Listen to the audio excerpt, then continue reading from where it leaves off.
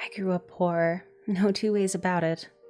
My family did everything they could to get by, but it was rarely enough.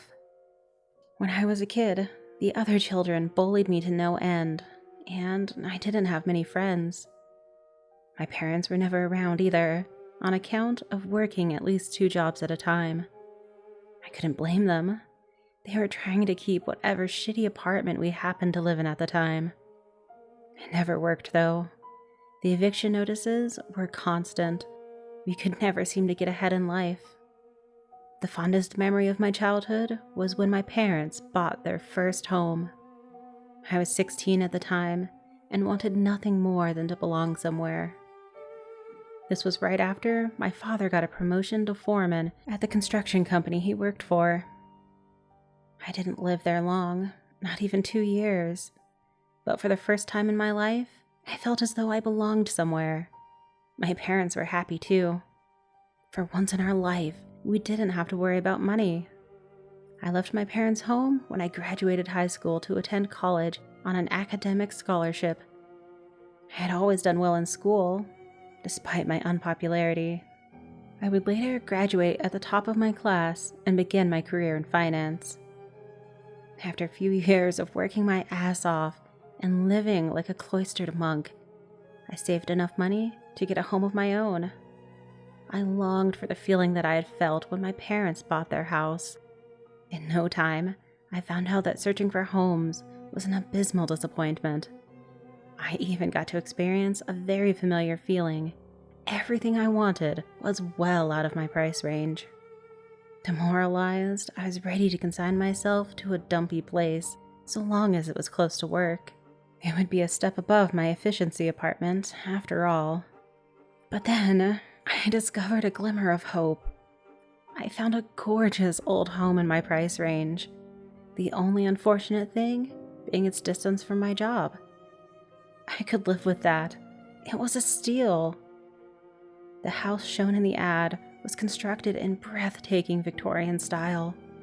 It stood 2 stories tall and was painted in an eye-catching shadow of crimson. There was an iron fence outside and a post where an old-timey sign once hung. It was filled with long hallways, high ceilings, and twisting spiral staircases. It even had a chandelier. It was everything I had ever wanted. The events following my discovery of the ad are all a blur. I closed on the house and moved in within a month of finding it. The seller was an elderly woman. She seemed keen on selling it as soon as possible. I bought the home for $40,000 under value. It was the deal of a lifetime. Moving all alone was a pain in the ass, but otherwise uneventful. I didn't even have enough possessions to fill the house. Several rooms were left empty. For the first week, I was in a constant state of awe. It felt even better than when my parents had bought their house. I basked in the warm feeling of homeliness that I was experiencing. But then, the strange occurrences started. Small things being out of place characterized these first incidents. It was never an item that you would expect to be misplaced, though. Like car keys or my wallet. They were strange things, like the plunger ending up in the dining room, or pillows turning up in the kitchen. Following these strange happenings, I began double-checking my locks every night. I suspected one of the neighbor kids had been pranking me while I was at work. I admit, it was a bit of a stretch, considering that my nearest neighbor was a half-mile away. To my surprise, it continued to occur. Over time, the situations got even weirder. Cabinet doors would open by themselves. The occasional tap would come on without warning. Sometimes, lights would turn off. Every now and again, the thermostat would adjust itself. I didn't know what to make of these.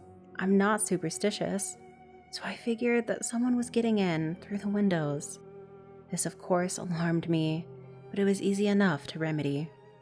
Upon inspection of the windows, I found that some were unlocked.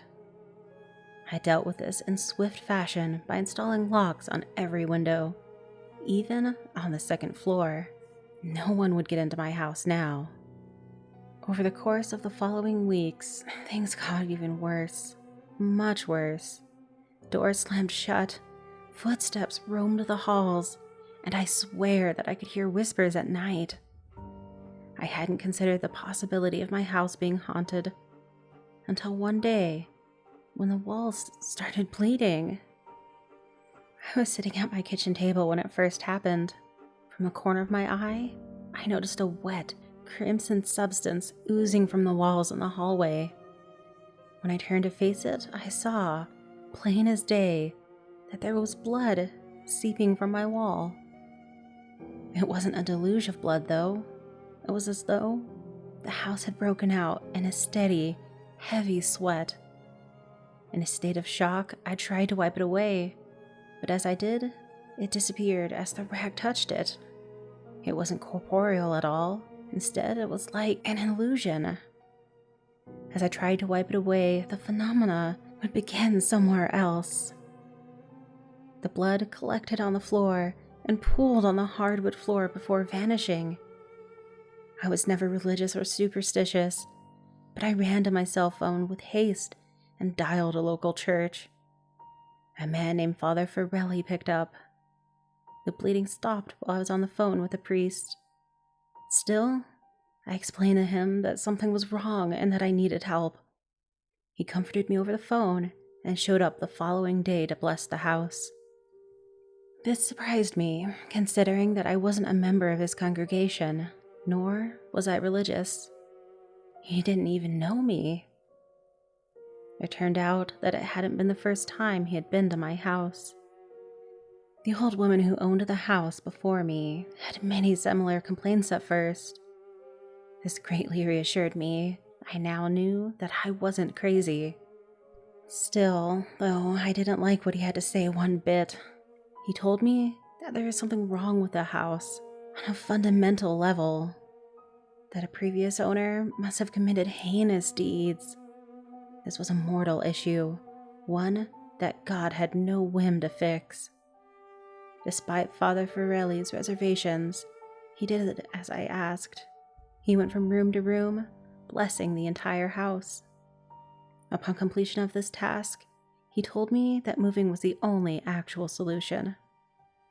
According to the priest, my house was very sick.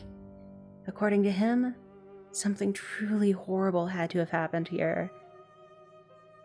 In the weeks following the blessing, things only got worse. The whispers turned into crystal clear voices. They conversed with each other at all hours. They ruminated over what sounded like outdated medical procedures. After a few weeks of pondering what Father Farrelly had said, I decided I was going to move away. No harm had come to me, but I was unwilling to wait for it to happen. My house was clearly haunted. Not long after deciding, I began to see people in my house. They wore Victorian-era clothes, and they, like the walls, bled from every orifice. They always appeared mutilated in different ways. Some were missing limbs, some had no eyes, tongue, or teeth, and others disemboweled. No matter what fate these beings met, they always had a hollow, emotionless expression. It was truly haunting, especially when I would catch one in the mirror. The horrific entities would wander the halls around the clock. They never spoke to me or even acknowledged my existence. The only thing they ever did was wander the halls as if lost. I'm not sure when it started, but at some point, I would walk into rooms and see them doing abhorrent things. They would mutilate each other with a slew of tools, all while wearing blank expressions. Once, I went into my bathroom to brush my teeth, only to be greeted by the empty visage of one of these spectral men. He had long hair, a thin mustache, a scarred face, and wore a tall black top hat. In his right hand, he brandished a rusty, gnarled-looking hacksaw. I wanted to run more than anything, but instead of running, I stood there paralyzed. It was as if something rooted me to the floor. I was aghast and horrified at what I saw happen next. He approached a woman in a long white dress who was kneeling over my bathtub. She held out a dainty hand to him, which he took, and to my horror, carved through from fingertip to wrist with his saw. He hacked through her flesh and bone, his face contorting in an unnaturally wide grin. His grin became so wide that his mouth fell open, revealing that his mouth was slit from ear to ear. Despite this enjoyment, he remained silent as death. I was still in shock as the woman got up. Her face bore no emotion at all.